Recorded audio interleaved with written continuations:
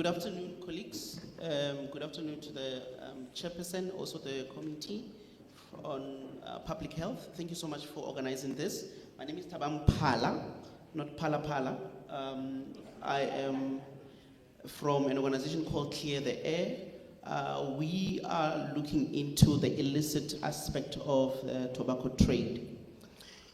The biggest concerns that we have in the bill is that on Section 8, particularly 8.2, is not really addressing the aspect of illicit trade, and I think that's what we need to be looking into. There are 3 points or 3 things that we thought that could really add into the bill so that it becomes a stronger bill.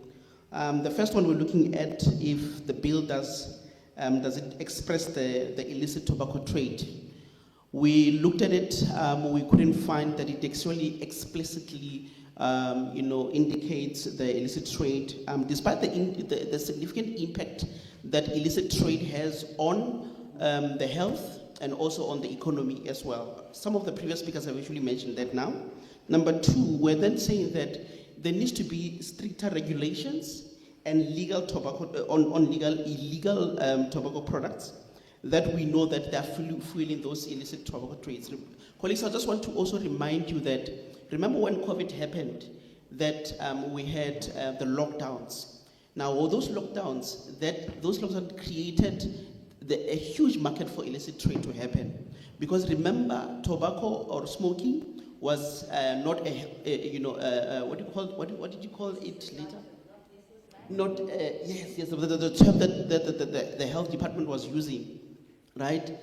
And there was a huge influx of illicit tobacco trade. Now that created a lot of health problems for people today. Also, it affected our economy. We know that, from 2018, we even actually lost about 18 billion due to the tax losses from VAT alone. And we're not even talking about the other taxes that we have, whether like your company tax or any other taxes that we could look at. The third submission is that there is no clear strategy in the bill for collaboration between government, law enforcement, and the revenue authorities to curb the illicit tobacco trade.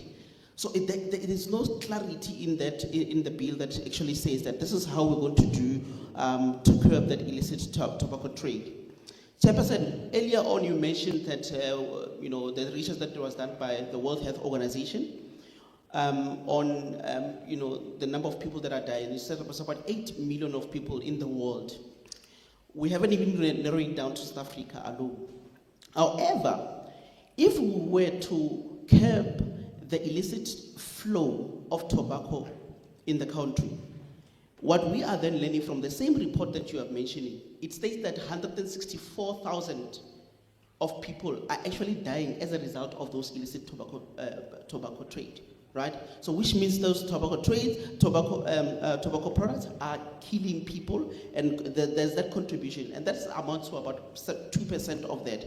But if we're then able as a nation to then work together with the law enforcement authorities, as yourselves, as the committee, and society at large to do that, then we can reduce massively the number of people that are actually dying from those illicit tobacco trades that are harmful to the society. Thank you very much.